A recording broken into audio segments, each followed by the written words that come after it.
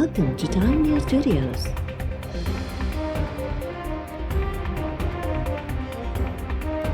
You are watching 11 a.m. Bulletin.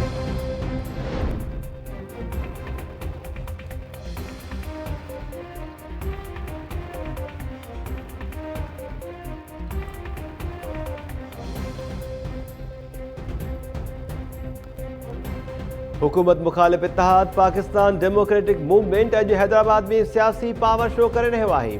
हटड़ी bypass ते जलसे जूं तयारियूं मुकम्मल। पीडीएम क़यादत लाइ 3 धार स्टेज तयारु कया विया। बिलावल भुट्टो ज़रदारी ऐं फज़लुर रहमान ख़िताब कंदा। मरियम नवाज़ हादसे में धीउ जे ज़ख़्मी थियण सबबि जलसे में शिरकत न कंदी।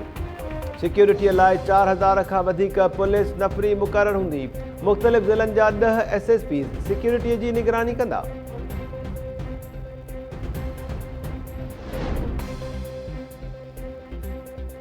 हैदराबाद में अॼु पीडीएम जे जलसे दौरान आटोभान रोड जे दुकानदारनि खे कारोबार बंदि रखण लाइ नोटिस जारी।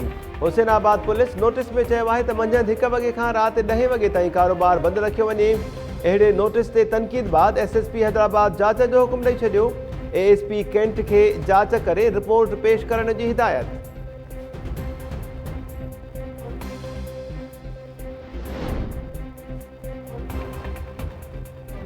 DG ISPR चवे थो फ़ौज जो सियासत सां को बि वास्तो नाहे।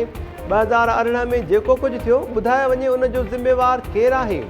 अॻूणे वज़ीर आज़म शाहिद खाकान अब्बासी चयो आहे त हुकुमराननि खे आइन ऐं कानून जी का बि परवाह नाहे। अॼु अदालतूं बि गैर महफ़ूज़ बणियल आहिनि। इस्लामाबाद में मीडिया सां ॻाल्हाईंदे शाहिद खाकान चयो त अदालतुनि जा दर बंदि थी विया आहिनि।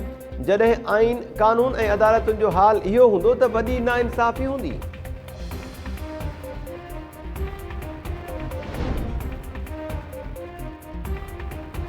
मुल्क में कातिल वायरस कोरोना जा वार जारी। गुज़िरियल 24 कलाकनि दौरान वधीक 40 माण्हू फौत। 1008 नवां केसिस ज़ाहिर। National command and operation centre मूजिबि मुल्क में कोरोना सबबि पहुतलनि जो अंगु 12066 ऐं मुतासिरनि जो अंगु 5,56,519 थी वियो। कोरोना जे फ़ाल केसिस जो अंगु 31,510 थी वियो।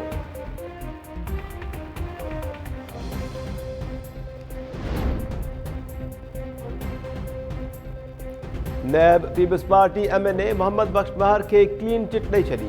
नैब प्रोसिक्यूटर सिंध हाई कोर्ट खे मोहम्मद बख्श महर ख़िलाफ़ जांच बंदि करण वारे फ़ैसिले बाबति आगाह करे छॾियो। ॿुधणे दौरान नैब प्रोसिक्यूटर चयो त मोहम्मद बख्श महर ख़िलाफ़ इंक्वायरी ख़तमु करण वारो मामिलो हेडक्वार्टर ॾांहुं माणे छॾियो आहे। नैब चेयरमैन जो जवाबु अचण ताईं मोहलत ॾिनी वञे। अदालत नैब प्रोसिक्यूटर जी मोहलत वारी इस्तदा मंज़ूर कंदे ईंदड़ ॿुधणीअ ते जवाबु तलब करे वरितो। पीपल्स पार्टी MPA जी उबूरी ज़मानत में बि 11 मार्च ताईं वाध।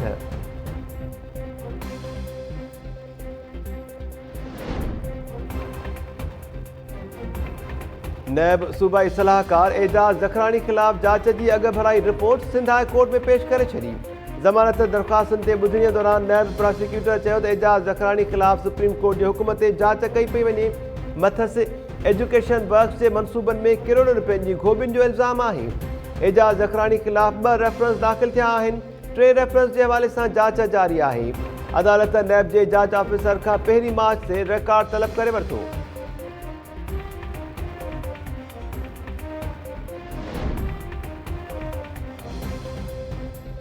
PMC मेडिकल इदारनि में दाख़िला लाइ वरितल टेस्ट जे तकरारी नतीजनि ख़िलाफ़ 2 दरख़्वास्तुनि ते सिंध हाई कोर्ट में जवाबु जमा कराए छॾियो।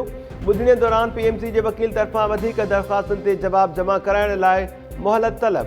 वकील जो चवणु हो त एंट्री टेस्ट जे पेपर्स जी स्क्रूटनी कराची में कई पई वञे। ॿियनि दरख़्वास्तुनि ते बि जवाबु जमा कराया वेंदा। अदालत PMC जे वकील जी इस्तदा मंज़ूर कंदे ॿुधणी 24 फरवरी ताईं मुलतवी करे छॾी।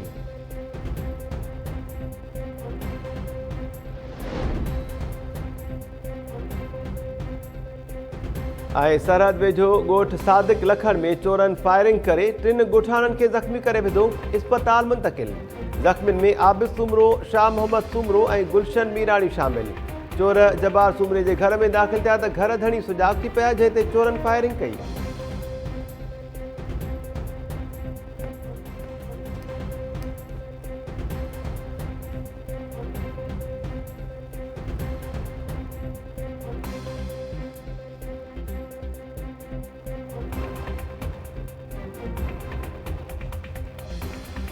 अस्सलाम वालेकुम नाज़रीन, टाइम न्यूज़ में वाक़ई भली कार चऊं था। मां आहियां महताब अली नूर। बुलेटिन सां गॾु हाज़िर थियूं था हिकु शॉर्ट ब्रेक।